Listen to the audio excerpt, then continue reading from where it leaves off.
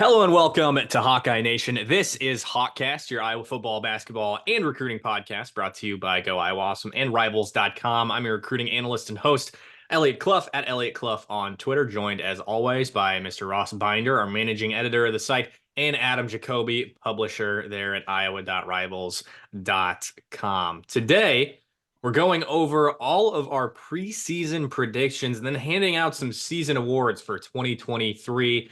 Maybe look ahead to 2024 a little bit with those awards as well. So going to be a fun one. Stick around. And if you're new to this YouTube page, to our show, hit that subscribe button, drop a like, drop a comment. Tell us, did we miss any awards today? Where were we off in our preseason predictions, even though we're well aware, didn't have all these injuries down on our bingo card. But moving ahead to the episode. Also, if you're listening on Apple Podcast, Spotify, make sure you hit that subscribe button so you don't miss an episode. So let's go over these preseason predictions. We pretty much went over records, but also talked about some underrated players, who was going to lead the team in receptions, receiving, stuff like that. So we typically start off the pod with Adam. Go ahead, Adam. Share with us what your preseason predictions were for record, and we'll go from there. Them going 9-2 season, I thought that they were going to lose one of the two games between Wisconsin and Michigan State, that little pocket, between Penn State and Michigan State, that two-game pocket, and one between Wisconsin and Minnesota. That ended up being true. I thought that they were going to lose one more just because of randomness and because that's sort of how Kirk Ferentz teams operate. And I guess technically you could call that the Big Ten championship game, but no, I had predicted them for 9-3, so they exceeded my expectations at 10-2 in the regular season, and I was, I'm pretty proud of it, all things considered, even though none of us really could have predicted how Iowa got to that 10-2. Eliot, what was your prediction? Or you know what, Ross, I want to hear from you too. What was your prediction? Yeah, I was also on 9 wins. I remember before the season, I just couldn't take myself to a 10-win prediction, mainly because of the offense. I wanted to see more from the offense, improvement from last season, which we thought last season was the historic rock bottom low for the offense, and yet it was not. And we were surprised to find that the offense could actually be somewhat less productive than it was. And yet, despite all that, Iowa obviously managed to win 10 games in the regular season. So truly phenomenal accomplishment by the defense, special teams, and then the offense for pulling it all together and getting those 10 wins.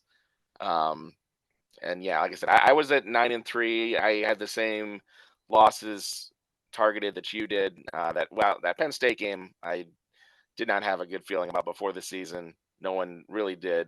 Obviously, in the season, I think it went even worse than we imagined. It was just a really awful game. And then that Wisconsin-Minnesota pocket, like you said, that was going to be a tough one. It was. And then I just figured, like you, that there would just be one more loss somewhere in that schedule. And I mean, God, they played so many close games, so many one-score games. You don't have to work hard at all to, flip one or two things in some of those games, and you could easily find a third loss. But they didn't. That's just hypothetical. They won those games because their close game mojo is truly impressive under Ferentz. I immediately, more or less, had them at 10-2.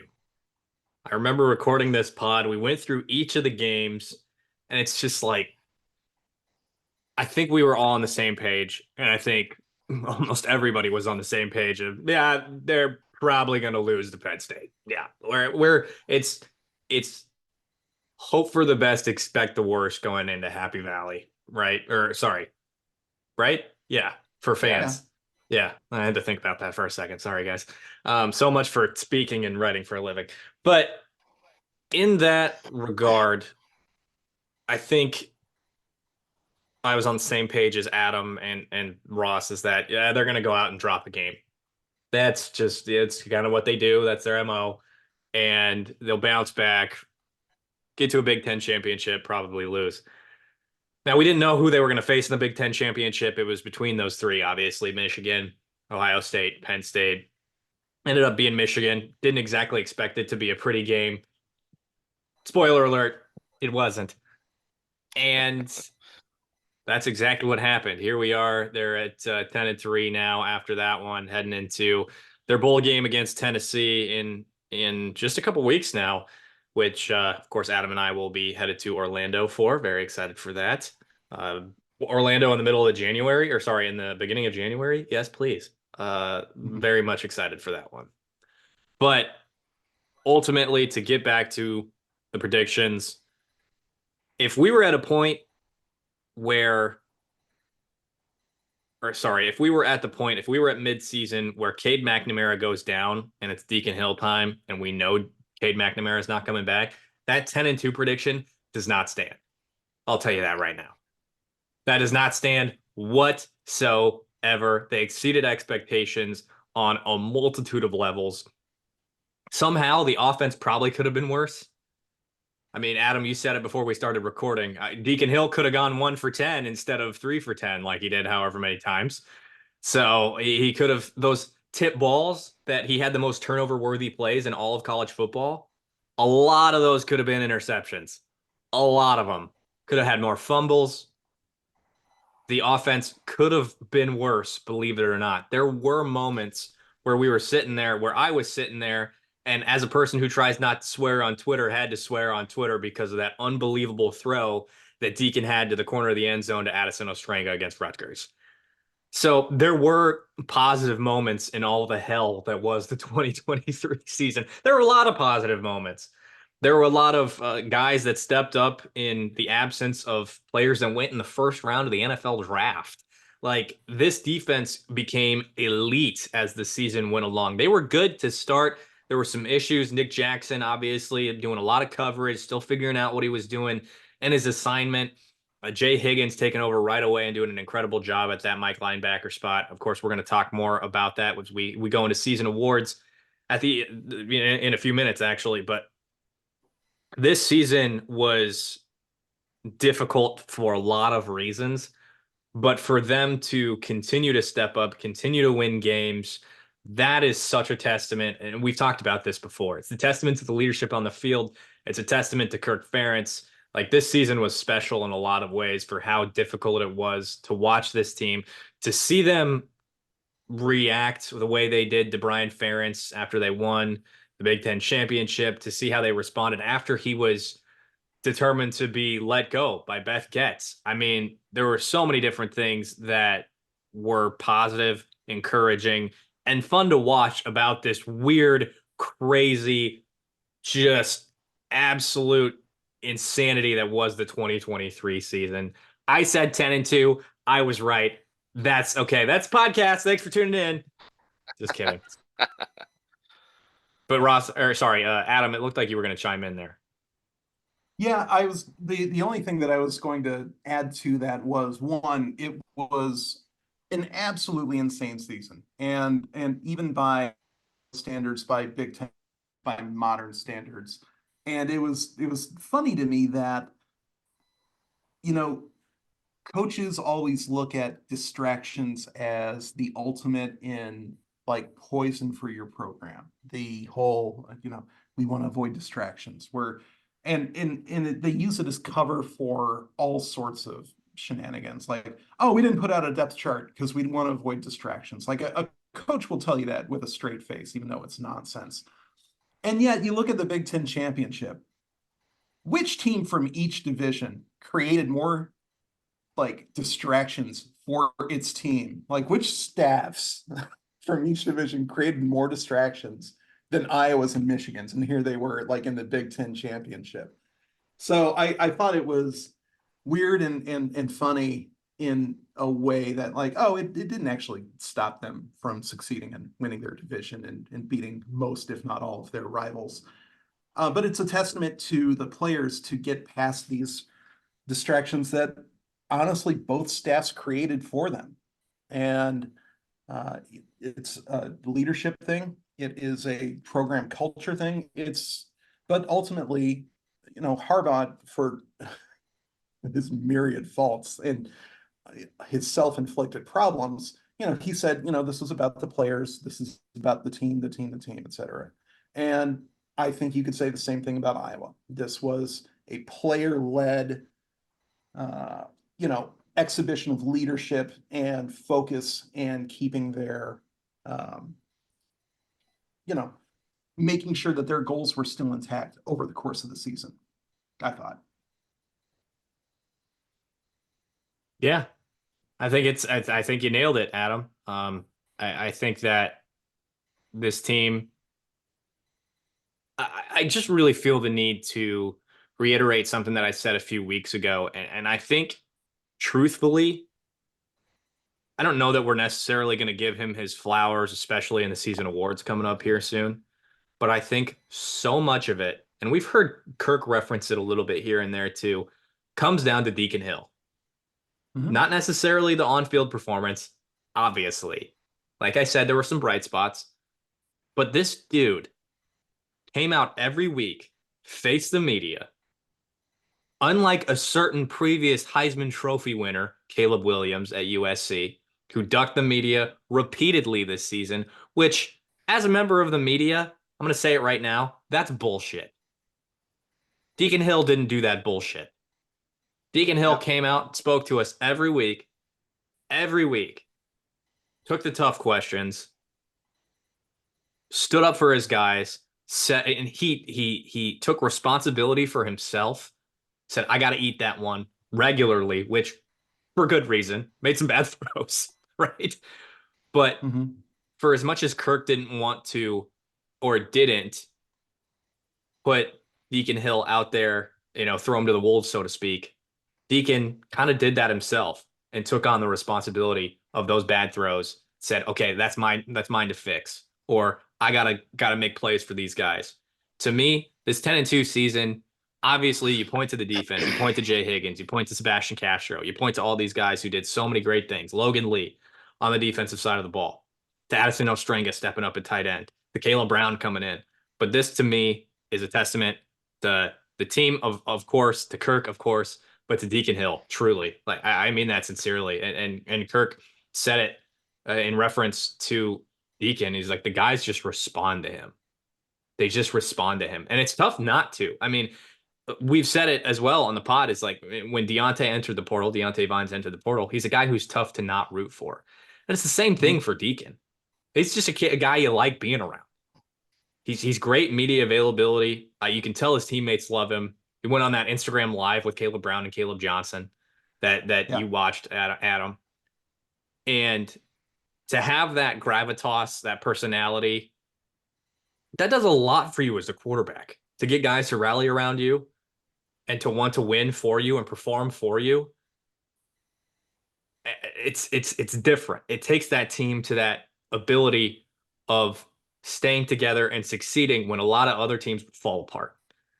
So here's to you, Deacon Hill, with not a beer because he's LDS. So underrated players of the season is something we talked about going in as well. Ross and I did that, a preview pod at one point in time. And a couple guys that I named that we went through: Seth Anderson, Jamari Harris, Joe Evans, Y.A. Black. And I guess, well, we can kind of skip over this because we're doing an award for it. So let's just jump into awards. We can hit that. We're doing an unsung hero award later on in the award. So a big reason for you to stick around. We're going to start off with season MVPs, offense, defense, and special teams. And as we usually do, starting with Adam, we'll start with Ross here. Ross, who are your season MVPs, offense, defense, and then special teams? Well, why don't we just talk about offense, then we can do the others, I think. But my Sure. offensive MVP was LaShawn Williams. I think it's probably for a lack of substantial options on that side of the ball as much as anything. Like they're just, the passing game was a real struggle. We talked about the preseason predictions, And like no, before the season, if you told me that Iowa's preseason starters at quarterback, running back, for and tight end, top two tight ends would all miss substantial time this season, I would not have picked 9 wins. I would not have thought 10 wins was an remote possibility. And yet, we know all those guys missed time, a lot of time, and Iowa still found a way to win 10 games. And on the offensive side of the ball, I think LaShawn Williams' emergence was huge. He was the guy that was penciled into the number 2 spot to start the season. Kind of fell into the number 3 spot as the season got underway, behind both Caleb Johnson and Jazz Patterson. And through a few injuries and some other opportunities, he got himself into the starting job, and he excelled. Like, he had a great, the really memorable touchdown run against Wisconsin. He busted off some other really big runs in this season. Right before the game-winning kick against Nebraska is another one. He was just a really, phenomenal, tremendous season for him, and the Iowa offense needed, someone to step up, and he absolutely did this year, I thought. Yeah, I think my winner would be LeSean too. I do also want to just shout out Eric All, because he had been pretty much the focal point of the offense between when Deacon Hill stepped in for Cade McNamara and when he got basically injured at Camp Randall. He had, that was early in the game at Wisconsin, and he was already putting up some pretty substantial numbers, offense leading numbers. And, we talk about the job that Deacon Hill had in front of him to take over that offense, to, basically be thrown to the wolves and, take his lumps when he had to. And the fact that he had all around as sort of his safety outlet, as a reliable number 1 receiver that he could trust in those first few weeks, I think was tremendously helpful for Hill and for the offense, just to weather that early storm and get him to the point where he could feel confident lining up under center, and he could, have a reason to believe that he could win against tough opponents and in tough environments like Camp Randall. So shout out to Eric All. Again, I think LeSean is the right choice for offensive MVP, and I'm not even sure it's that close, but one of the reasons that it's that close is that All got injured. And so I would say, at the very least, Eric All is my first half season MVP. And I just want to make sure that he got a little bit of recognition there. Yeah, I think that, yeah, LeSean is the only choice, right? Like, Yeah. I don't know who you go to that was as consistently productive as LeSean was throughout the season. Obviously, was it the Iowa State game where he didn't play at all? I think it was that game. Came back against Western Michigan, was super productive. Had a touchdown on the ground and through the air, I think, on that screen pass that he took, and I think Deontay Vines had a really big block down the field, if I'm remembering correctly. Obviously, Caleb Johnson gets hurt, doesn't play a few games. Jazz Patterson gets hurt. Cade McNamara goes down. Luke Lachey goes down. Eric All goes down.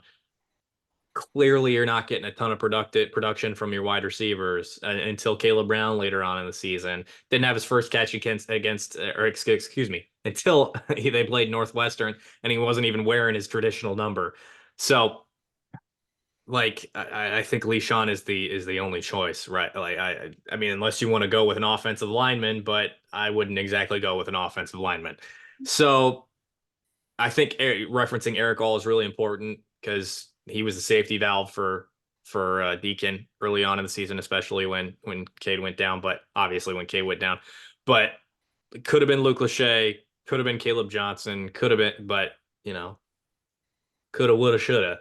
That'll only do so much for you. But let's go defensive MVP, Ross. Yeah, defensive MVP. Now that's a tough one, because you have a lot of good options there. Because that was, again, another phenomenal defense put together by Phil Parker. Um, I don't. There's a few ways you could go here. I'm going to go with Jay Higgins because I think he was the engine of that defense. I mean, just a spectacular amount of tackles, which, part of that is the way the Iowa defense is run. It, tackles flow to the linebacker positions. Obviously, the defense was on the field a lot this year because of offensive struggles. So one hell of a sure tackle. He made just a lot of big plays. And just from an organizational standpoint, the Mike linebacker gets the rest of the defense set up and gets everything put together and gets everyone moving in the right direction. Higgins did a phenomenal job of that. I mean, this was his first year as a starter. He obviously watched and learned from Jack Campbell the last couple of years, but it's another thing when you're actually thrown in there and you have to make the plays yourself and make the calls yourself. And he did an incredible job on a defense that had, just the smallest margin of error possible because of that offense. The offense was not going to give them much help. So the defense had to be phenomenal, and they were phenomenal, and Higgins was a huge part of that. What about you, Adam? Yeah, I agree. There are so many candidates to choose from. From a production standpoint, Higgins is the MVP, and like you mentioned, not only is his job to make tackles, but as the Mike, he's making calls for the defense, especially for that front seven. He is the vocal leader of that defense. He has to replace everything that left with Jack Campbell. And the coaches will tell you that, well, it's not quite that simple, etc. There is, he doesn't have to be Jack Campbell to be successful at the Mike. But again, a whole lot of stuff walked out that door with Jack on his way to Detroit. And the fact that Jay kept this defense on the same page, was as productive as he was. And on top of all that, also a guy that meets with the media every day. Also a guy that talks about, holds himself accountable as well as his teammates, right? Sets that example for the program, for the defense, for the linebacker room. I thought he did an incredible job of that this year. One other person that I'll shout out, while I acknowledge that my defensive MVP is Jay Higgins, I'll shout out Logan Lee because I think a big part of Iowa's resilience is that player-led culture. And every time that we talk to Logan, Eliot, how often did we hear about don't give up? How often did we hear about, our noses down, we keep our eyes on the goals, and the focus that he brought, the accountability that he offered to his teammates. And again, we're talking about a heck of a player too. Productive, did his job even in ways that don't show up on the stat sheet. You talk about the Hawkeye culture, the everything that I was able to sell to these kids, to these recruits, etc. And such a big part of it is having upperclassmen like Logan Lee in that locker room, enforcing those program standards and making sure that this is a sort of player-led culture as opposed to a coach-led culture. And so I think he's got a bright future either as a defensive lineman in the league if he's going to get big enough, or as a coach. You just listen to the guy and you want to listen more. You want to hear more from him. And I think that he's got a bright future in football one way or the other. Eliot, what do you think? It's going to be awful boring when we have unanimous awards across the board, I think. I'm going to say Jay Higgins here. It's got to be most productive, held the defense together. I mean, to step in for what Jack Campbell did, just to reiterate points that you guys made, and to do that in the on-field and off-the-field way that he did in terms of leadership, taking Nick Jackson under his wing, so to speak, even though Nick Jackson's older than he is. I'm just really impressed with the way Jay has handled himself and has continued to push the defense forward after what was an incredible year. He steps in from that Leo spot to be in the mic. There was conversation about Nick Jackson being the mic coming in, and nope, Jay held it down, and there wasn't any internal issues with that. Really impressed with him as a football player and as a person at this point. Speaks to Roy Higgins and his wife's and their ability to parent his wife, not multiple, just one. His wife, their ability to parent, and obviously Roy, more than just an entertaining personality on Twitter. You got to shout out Cooper DeJean and Sebastian Castro here too. I mean, Cooper would be right in there if he hadn't gotten hurt. Sebastian was among the best that we've seen play that cash position. That he was just phenomenal, and like there are a few guys I would not want to be hit by. There are a lot of guys I would not like to be hit by on the Iowa football team. Sebastian might be number one. That dude is a freaking missile. The difference between him now and 2-3 years ago is he's a missile, but he knows where he's going. It's controlled chaos, right? Previously, it was just going where he thought he should go, and it wasn't right. Now he knows, and he's able to show off that strength, that speed, that hitting ability, and damn near defensive MVP for me on this one. Now we'll move on to special teams here. Oh, by the way, before we do that, All-American status for both Cooper and for Jay Higgins here. Got to shout them out. All-American status coming in on unanimous for Cooper DeJean and for, I'm assuming, our next award winner for special teams MVP, Torrey Taylor, Donald Trump's favorite college football player, even though he might not know that he's from a different country. Torrey Taylor, best punter in the country, Ray Guy Award winner, hands down, All-American. I mean, like Drew Stevens struggled at points this year. Marshall Meter had that incredible kick. Cooper DeJean had what should have been 2 punt returns for a touchdown and giving Iowa its 11th win on the year. But it's Torrey Taylor, best punter in the country for the brand, all that stuff. Iowa legend, Joe Burrow treatment. Like, give him his flowers. He's earned every single bit of it. Torrey Taylor is a legend in Iowa City, and he is my special teams MVP for 2023. Yeah, I mean, I'm not going to disagree with one word of that. I mean, he's on the verge of breaking a record that is 85 years old, which is the most punting yards in a season. Like that record has stood since 1938, I believe. And obviously part of that is down to the offense. They give him a lot of opportunities, whatever.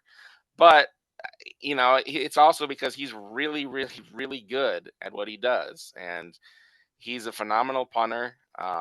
He's very consistent, and you know, Iowa talks all the time about complementary football, and he is such a big part of that. You know, his ability to flip the field and help Iowa get better field position, and you know, work with the defense. And hopefully set up the offense to have a little bit easier time trying to score. He's a huge part of that, and his kicks do such an incredible job of setting Iowa up and helping this team score points. It's remarkable, and yeah, I mean, off the field, he's just a really good dude. You know, just such a deserving Ray Guy Award winner. Just, you know, if anybody else won that award, it was going to be such an incredible injustice because Taylor's been just so phenomenal this year. Adam, what do you got? Well, we're talking about, from a production standpoint, one of the best punters in the history of college football. That's just from a numerical standpoint. Goat. What he actually accomplished on the field, the way that Iowa was able to use him as a weapon. I wrote this after he won the Ray Guy Award. You can directly tie 58 points that Iowa scored to punts that Torrey Taylor kicked.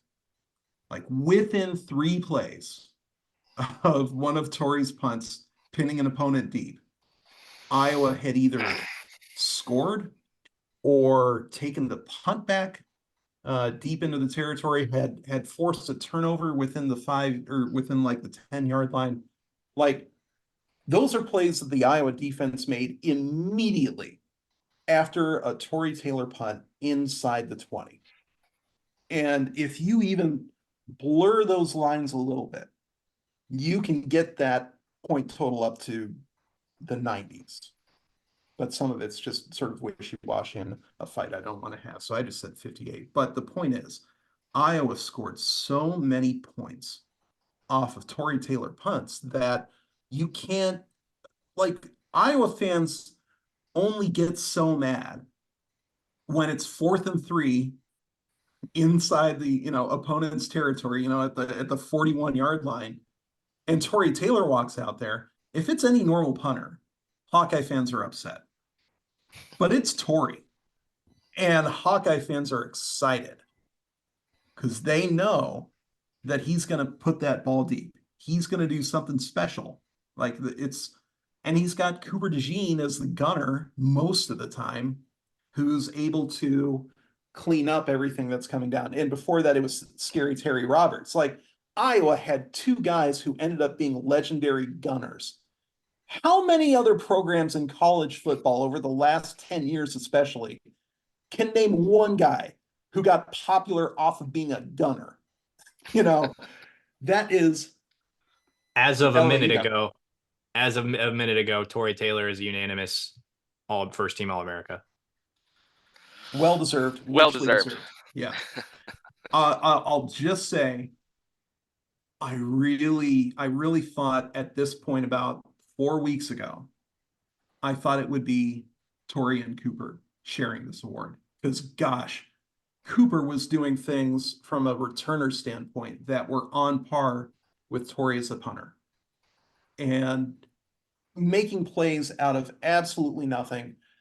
But he had that Minnesota one taken away from him on what remains one of the most egregious oversteps of referee authority that we've ever seen. Full stop. That rule just needs to be changed. And the Big Ten doesn't need to debase itself by saying, well, if you look from space, it's clearly right. That shouldn't have happened. And the injury took away the end of his year. And at the end of the day, the best ability is availability. And Tory always had that. So I would say, Cooper DeJean it's going to be also named unanimous first team All-America. Sorry. Yeah. Had to interrupt you for that one, Adam. I am, please interrupt me for news like that every single time.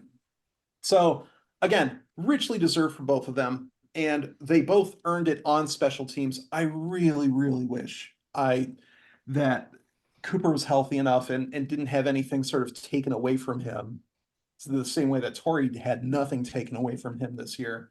And I wish they could be co-MVPs, but you got to look at the whole body of work. And Tory's mine, but shout out to Coop, because he had an amazing year as a returner, and it really felt like he was. And I understand the gravity of what I'm saying here, guys. He was every bit as good of a punt returner as Tim Dwight was. Every bit as good. And you could make an argument that some of his returns were better than Tim's best. You could make that argument. The one that didn't count in particular. Yeah. Quotes didn't count. Quotes from me should have counted. I'll go on the record and say that should have counted. I don't even care. Put it out there. Bold take. I know I'm going to get swarmed by the paparazzi for that one. I don't even care. Now to move on, as we're talking a little bit more about awards, we'll talk a little bit more generally about these, just so we can get through all of them, because we've got some pretty good categories and some pretty good candidates for these awards as well. Maybe we'll come to a consensus on these as well. We will see. But first one that we'll hit is Rookie of the Year, and we've kind of divvied it up into 2 categories here. There's only 2 freshmen that you can point to and say, that's probably the guy, true freshman anyway. One being John Nestor, the second being Zach Ortworth. Zach Ortworth, I think he only did he have a catch in the Big Ten championship game? Because he had 1 drop. I know that. He had the big 54-yard catch against Rutgers. that if Deacon hit him in stride, could have been a touchdown. John Nestor, phenomenal on special teams this year. May very well step in and play next year on the defense. I'm a big John Nestor guy. If you told me that he was going to be our rookie of the year, so to speak, for the offense, or excuse me, for the Hawkeyes in this 2023 class, we all would have called you crazy. Ben Keeter is the guy that we were all saying, and he ended up redshirting this year, which is fine, especially considering he's a dual sport athlete. And then you look at redshirt freshmen, guys who didn't play much or at all last season, and then stepped in a big way this year. And you look at Deshaun Lee, Cohen Entringer, Jazz Patterson, maybe a few other guys in there. But to me, I'm going to go John Nestor for Rookie of the Year, true freshman of the year. And then you got to go Deshaun Lee for redshirt freshman, Rookie of the Year. Any disagreement in that or any added points to make, Ross, Adam? Yeah, I mean, I'm not going to disagree with you in the least on the true freshman. There just really weren't many candidates at all to speak of there. Redshirt freshman, I think the Deshaun Lee pick's a really good one. I would just probably shout out Jazz Patterson too. He had early in the season, he had some good games, good performances. But yeah, I think Deshaun Lee's a really solid pick there. Adam, what are you thinking? Yeah, Deshaun Lee is. I don't want to say it's an easy choice necessarily, but in terms of what they put on that guy's plate, especially to basically begin the season with Jamari Harris serving that 2-game suspension for the gambling, and when Cooper DeJean is the cornerback on the other side of the field, here you are as a redshirt freshman, they're coming straight for you, and that's exactly what those two teams did. They went straight at him, and he was up to the challenge. And I'm sure from a defensive standpoint, like the other 10 guys on that defense, they see that and they're like, all right, we're good, right? Like there is indeed no weak link on this team. And that does such a great job for their confidence in each other, for their, defense is an 11-man operation. And when they know that even the backup, even a guy who's a redshirt freshman, that they can lean on him, that the defense or the opposing offense can target him and it'll be fine. Okay, they can worry about their jobs, which is everything that we hear from coaches about what makes a successful defense is 11 guys doing their jobs, not trying to do too much and not like trying to make a play and getting sloppy with their assignments. When you know that the backup cornerback, the guy who's getting throws that they don't want to throw at Coop, when you know that he's taking care of his job, you don't have to change anything about your assignment. And that makes it so much easier for the defense. So yeah, I think he's a walk in terms of the redshirt freshman newcomer of the year. And then, yeah, just not a whole lot to choose from in terms of the true freshmen. So Nestor, yeah, Ortworth, yeah. Ortworth was pressed into a little bit more in terms of like all right, this is, these are big boy minutes. These are big boy snaps. You're in Camp Randall. And he did a bit, but you saw him improve as the season went along too. And it was nice that Estringa and Stylianos came back from injuries. Their injuries were minor enough that Iowa didn't have to lean too much on Ortworth and were able to let him, pick his spots, play to his strengths a little bit more. And you saw him really thrive in that like number 3 tight end role. And I think that we'll see him make those strides as his Hawkeye career goes along. But yeah, I'm in pretty well lockstep with you guys on this too. Out of transfer of the year, of which I'll go right back to Adam. I think this is a really easy choice. Adam, who do you have?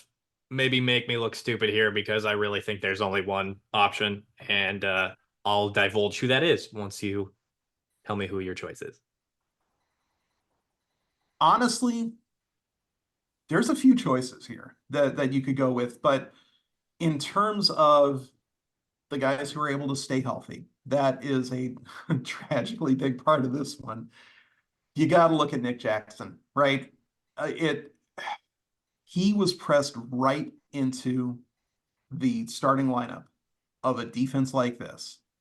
It's a terminology that is new to him, brand new coordinator, and you really don't have a whole lot of margin for error. And that's so tough to just walk straight into. And yet, Jackson did his job great and was super productive right alongside Jay Higgins. And the fact that Higgins and Jackson got along so well, so quickly, had to be a huge part of why he was able to be productive so quickly, right? There was no static to get him involved in the program. When we talk to him, he looks and sounds like he's been in Iowa City this whole time. And I'm not really sure how to quantify that, right? It's it's just like he fit in so well to the culture, to the production, to the standard of play. I mean, he just seems like a Hawkeye. And Eliot, I really hope that's who you're referring to. Yes, yes, can confirm Nick Jackson, only choice. I mean, could have been Eric All. Unfortunately, injury. Maybe, I mean, Could have been you Cade, can't. if not for Yeah, yeah, injury. right, right. Could have been potentially Rusty Feth, but I think we needed more from him early on in the year but he did definitely gradually get better and became really, really good at that left guard spot. Really important for the offensive line, a piece of consistency when there was a lot of injuries all over the place.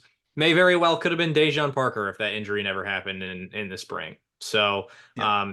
I think Caleb Brown starts to get in that conversation later on in the year, but when you only have however many games of production, um, though he did play well in those games and he did become a focal point for the offense later on. Um, I think that's a conversation to be had next year, though he won't be considered a transfer necessarily anymore. At least in the terms of this award, it's got to be Nick Jackson, just based on what he did, especially in the absence of Cooper and how much the defense made an emphasis on getting to the quarterback, and he was used in blitz packages a lot. Should have had that interception in the Big Ten championship. That could have been huge. Um, but overall, just phenomenal, a phenomenal year. There's been some conversation about because of the fact, and I'm referencing Hawkeye of the Storm here, Corey Brada, had a conversation with Brad Heinrichs, and we spoke about this on the Voice of College Football recently, that they're trying to seek an extra year of eligibility for Jackson because of that shooting that happened in Virginia. And when he was still part of the football team, they granted those seniors an extra year of eligibility because they canceled the remainder of the season. So they are seeking an extra year of eligibility. Awful circumstances, obviously, tragedy, potentially another year for Nick Jackson. We'll see how that shakes out, but that is a possibility at this rate. We don't know the end result for that quite yet. Ross, transfer of the year. Yeah, I mean, I'm in agreement with you guys. It's Jackson. Like he is the best case scenario, I think, for a transfer. You bring in someone from another program like that. He hits the ground running from day one. Has a couple hiccups maybe early in the season, but gets over those real fast. Was really good, and by the end of the season, I mean, he was just playing at such a high level. He, like Adam said, he looked like Adam referenced the fact that he sounded like an Iowa guy that had been here for years. He played like an Iowa guy that had been in Phil Parker's defense for several years, and he hadn't been here. He got here last spring, so like, he picked it up really fast. Was really good. Was really productive. There's nothing more you can ask for from a transfer than what Nick Jackson gave you, I think. You mentioned Eric All too. It would have been really interesting if All hadn't gotten hurt because the way he was tracking in terms of production, especially after Lachey went down, he was obviously going to be Deacon's number one, number two, and number three targets in that passing game. So if he stays healthy, he would have had a pretty big year, I think, in terms of offensive production. And then you'd have an interesting, I think, debate between him and Jackson. But in a different world, lived in, and or we live in now. And in that world, it's got to be Jackson. He was tremendous. So, Adam, you had something? Yeah, there was one thing that you said that I just wanted to put a pin in real quick. You mentioned that Nick Jackson's season was sort of a best case scenario for a transfer, and I think that is absolutely right. And it also sort of highlights how much of a like not best case scenario so many of Iowa's transfers had, and yet they still had really impactful seasons too, right? But you, Kate goes down, all goes down. Feth takes a while to get into that rotation. Caleb Brown really takes a while to get into that rotation and sort of, I don't want to say gets helped out by Deontay getting that injury, but gets pressed into action as opposed to, just being elevated into it all on his own. But yeah, there was no situation where you're like, I feel bad for Nick Jackson. If only something else had like there's nothing to regret there. He had just a knockdown, drag out, successful, productive season. And that is exactly, you're right, Ross, exactly what you would want from a transfer. Just want to say that. That's all. Now we are coming up on the time where I got to head out for the men's basketball media availability that's coming up at 11:30. I need to get out of here by like 10:35 at the latest. So we'll try to go through these fairly quickly as we're wrapping up this episode of Hotcast. Again, make sure that you hit that subscribe button wherever you're listening so you do not miss an episode. You can always tune in on YouTube, Apple Podcasts, Google Play, Spotify. Is Google Play going away? I heard that somewhere. We'll say Spotify, Apple Podcasts, YouTube. Subscribe, like, drop a comment. Who'd we miss on this list of awards? Now, let's go to most improved, and I think we're all on the same page here as well between Sebastian Castro, Le'Shawn Williams.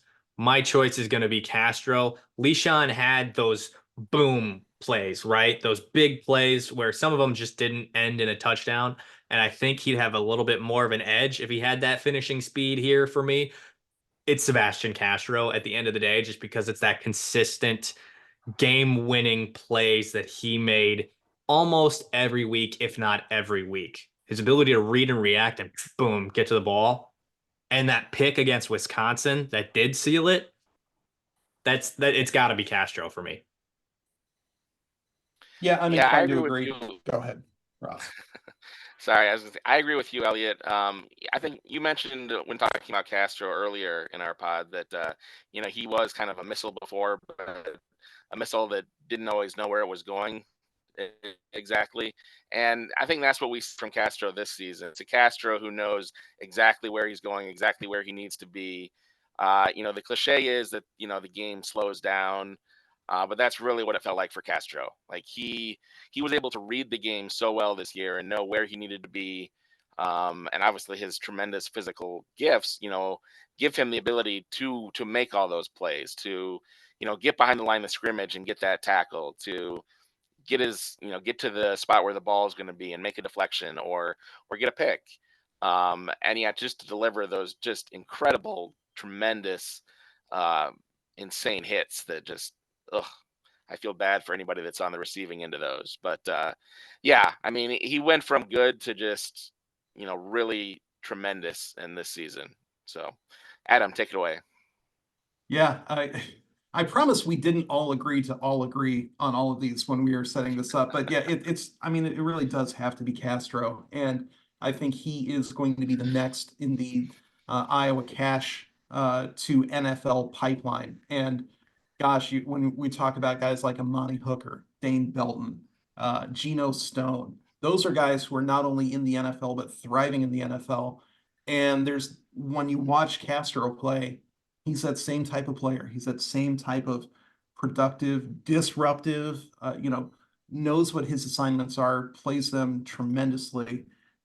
You look at the Iowa State pick six that he had, and they were manipulating the quarterback and not the other way around. As soon as that ball left the QB's hands, and I'm already blanking on his name. It's not Hunter Deckers. It's Rocco Brecht or Becht. As soon as that ball left Rocco's hands, Castro was already breaking on it. He knew where that ball was going before the quarterback did.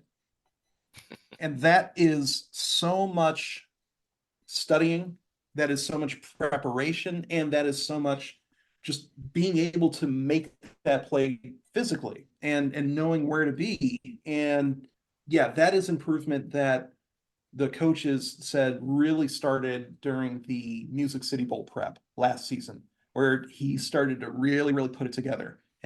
Continued through the offseason, and you see it now here. And boy, he really deserved better than the, what was it, second team All Big Ten from the media, honorable mention from the coaches. Never made any sense to me. We're talking about a guy who was instrumental in the success of this great Iowa defense, and he's, I think, to me, a no-brainer for most improved.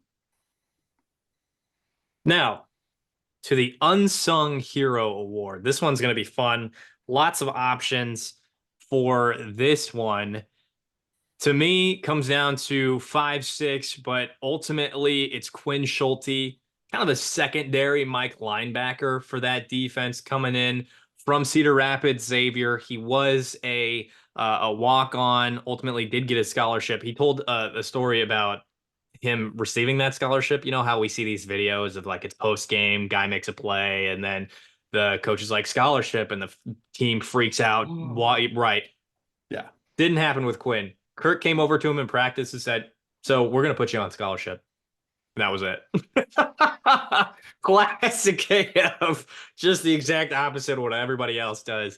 But Quinn had a couple opportunities for some picks this year that I would have loved to see him come down with. I've enjoyed my interactions with Quinn. He's another kid that's easy to root for, especially being a former walk-on. He's got that former quarterback connection like Cooper and like Sebastian. And he was really important. He is the safety valve for the defense because that's what that free safety position is at Iowa. So you wait back, you're the last line of defense, you make the tackle, you prevent the big play. He did that all season. Quinn Schulte, he's not going to be a guy that racks up a ton of stats. He's not a guy that you necessarily want to rack up a ton of stats unless he's able to get a pick on an overthrow or something like that, which he did have. Nearly returned it for an interception, right? Was that against Illinois? It's towards the end of the season, right? Yeah. Yeah. We were on the field for that one. Yep. Yeah. That's what I thought. So it's Quinn for me, and though there are a lot of options. I'll go to you here, Adam.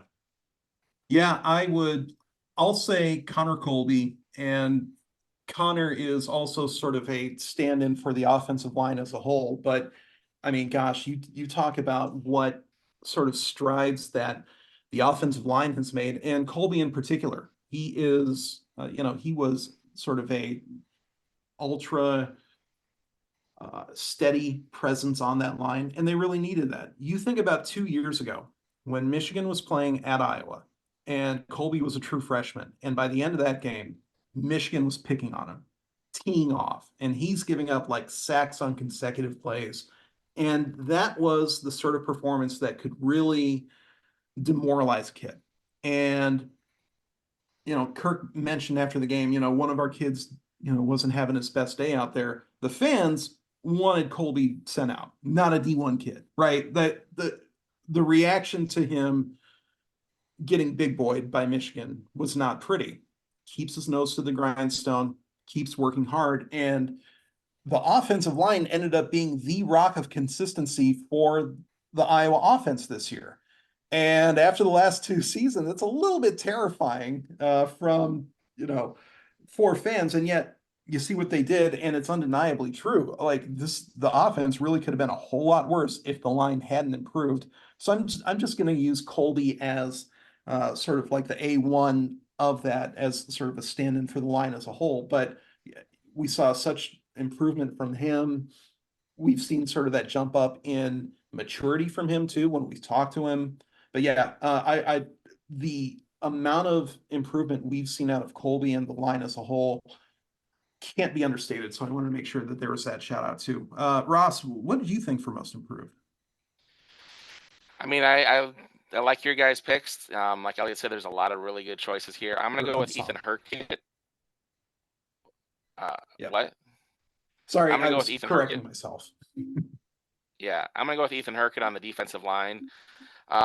Just there were a lot of good guys on the defensive line, a lot of guys that maybe bigger names, splashier plays. Although by the end of the season, Hurkett was making some pretty splashy plays. I mean, he gets the interception against Nebraska that sets up the game-winning kick. So, but just one of those that just does his job, finds a way to be in the right position to make the play. Just a really steady performer on that very good Iowa defensive line, and a guy who I think has really just been making some really nice strides, and should be entering his best period in the program, which is exciting to think about. Couple names that we can't forget here: Max Llewellyn, who did his job. Maybe not make the huge splash plays like an Ethan Hurkett this year, but Max Llewellyn stepping in at that other DN spot. YA Black did make some big splash plays this year as well. Another dude who I would never want to be tackled by, let alone landed on. Oh God, that'd be an instant broken rib for me, guaranteed, with or without pads. Not even a thought. Last one that we didn't talk about pre-recording: Hayden Large. Got to be in that conversation. Linebacker. It's basically the same thing. Fullback for Iowa in a position that is pretty much dead across college football. Eli Miller with an injury in the spring. He steps in as a tight end transfer from Dort, plays fullback, plays it well. Had some catches out of the backfield this year, which were impressive. Next man in, we'll make this one quick because, again, there are a lot of options here. Addison Ostranga is probably mine.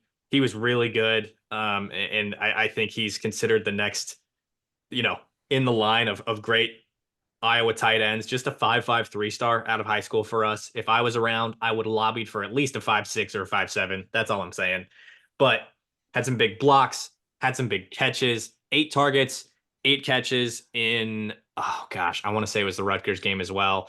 It might have been in a different one, but he was incredibly reliable given the circumstances with Deacon and with him. Ross, who's your guy? I love the Stringa pick. I'm going to go with Cohen Entriger on the defense. You mentioned Ostrenga kind of next in line for the Iowa tight end role. I think Entriger might be next in line for the Iowa cash role, and that's another very position with a really strong pedigree, strong history. Entriger, didn't get to play a ton on defense this year because the starters played so much, but had some good plays there. Had some really good plays on special teams, though. The one towards the end of the season, there he misses the tackle, unfortunately, but then he gets up and then actually sprints back down the field and makes the tackle. Is just a tremendous example of his athleticism, his drive. And I think there's really just big things coming for that guy in this defense. The defensive backs, Phil Parker, he does such a great job with them, and I think Entriger's really the sky's the limit for him. Adam, who you got? Well, I've got 2 that I want to shout out, and they might be so obvious. Not a whole lot to throw into that, but I think on offense, next man in, Deacon Hill, right? Like that could have gone so much worse, and he didn't have a very consistently good season, and he'll be the first to tell you that. But for the leadership that he brought to that position, and what really could have been an outright disaster, and the defense helped him with that lift, absolutely. But I mean, we've mentioned it a few times here, the leadership that he brought in that situation where, I mean, there was a real question whether he was even in position to succeed at all, and for reasons that really didn't have anything to do with him or the fact that he was able to step in, keep a little bit of stability, culture-wise in that offense, made a huge difference. And then again, another guy that we've sort of talked about here, but Deshaun Lee stepping in for Jamari Harris, and another situation where it's all right, like straight into the deep end, buddy. And he did a great job. He was competitive. He was a rep of everything that Iowa defense stands for. So you really have to shout out what he did, and sort of making sure that defense didn't have an absolute egg delay in the first couple weeks of the year. So got to mention both those guys. Ross, I'll go right back to you here. It sounds like you got your upside award in there rather than your next man in award. So that's okay. Who is your next Yep. man in? And next man in, I should have clarified it as well. Next man in is for the guys that stepped up when there were injuries. And then we'll flip to our upside for Adam and I. Ross with his upside, Cohen Entringer, great pick. Very excited to see what he does for the defense next year. But who's your next man in award? I'm going to go with Ostrenga on next man in. I think what he did for the offense when they needed weapons was really clutch. He was just excellent for Deacon in that second half of the season. I mean, you already said it, so just give me Ostrenga also. Then for upside for me, couple names that I want to reference. An upside, we're talking about guys who could potentially come in and play next year and be really good. Maybe didn't see any time this year or did see a couple snaps, but we didn't really get to see a ton of them. They still have some development to undertake. So to me, were a few names that came to mind immediately, and it's John Nestor, Zach Ortworth, because of that Freshman of the Year award as well. But then I flip and I think Ben Keeter and I think Cade Piper. Ben Keeter, because we don't know what's happening with that linebacker spot. Nick Jackson in particular, Jay Higgins, whether or not he's decided to lead for the NFL. And then, of course, in that Leo position, Kyler Fisher is moving on as well. So Ben Keeter, a redshirt freshman who could very well step up and play that linebacker spot next year. Cade Piper, left guard, is going to be open more or less with Rusty Feth and Nick DeYoung moving on. So Cade Piper, a guy who will definitely be able to step in and compete for that spot. And then lastly, Brian Allen, who was really good at Kids Day this last year. I would like to see him come in and contribute at defensive end, especially with Joe Evans moving on and graduating. Adam, who are your upside awards going to this episode here? Well, it's a little tough because I'm going to pick a couple guys that are in depth charts that are pretty well stacked ahead of them for 2024 as they're constructed right now. But one, I'm going to say Marco Lainez. The fact that he's already practicing with the twos on game days as he's redshirting tells me that the offense, or excuse me, that the coaching staff really has a lot of optimism about what his career trajectory is going to be.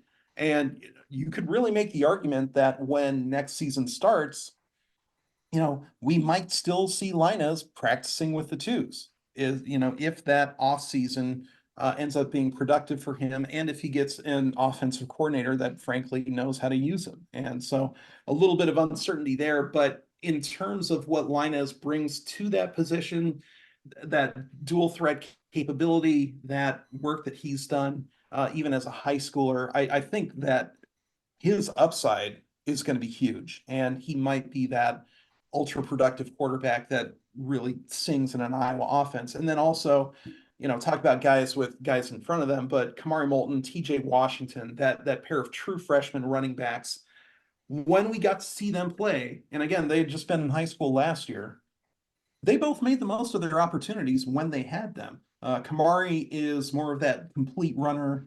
TJ more of the just get the ball in space and watch something happen.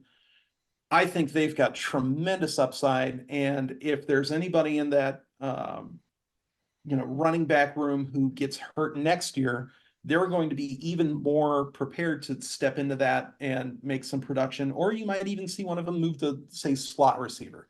And that's just idle speculation. That's not intel or anything like that. But you might see TJ Washington make that move just to get on the field because he's that athletic, and you want to make sure you're getting your best 11 on that field one way or the other. So I think there's a lot of upside there. Anybody else that you've got? That's it for me, mostly because I got to go. Yep. But also just because I think we got them all. I think we did a good job. If there's anybody that we missed here on this episode of Hotcast for season awards, make sure that you drop a comment on YouTube. Let us know. We're idiots. So we're just idiots with microphones and cameras. So, well, I'll speak for myself. I'm an idiot. I'll leave for Russ and Adam to make their self-description there. But let us know. Let us know where we're stupid. Drop them in the comments. tell us who we should have added to those awards. We appreciate you tuning into this episode of Hotcast, and make sure that you hit that subscribe button so you don't miss an episode wherever you're listening. Apple Podcasts, Spotify, YouTube. Drop a like on YouTube as well. Helps us out and it makes us very happy. Leave that rate and review on Apple Podcasts and on Spotify. That does help us out a lot as well. Get people listening, engaging with us, and engaging with you here on Hotcast. Don't forget to head over to iowa.rivals.com/subscribe if you're not a subscriber yet as well. Do that there.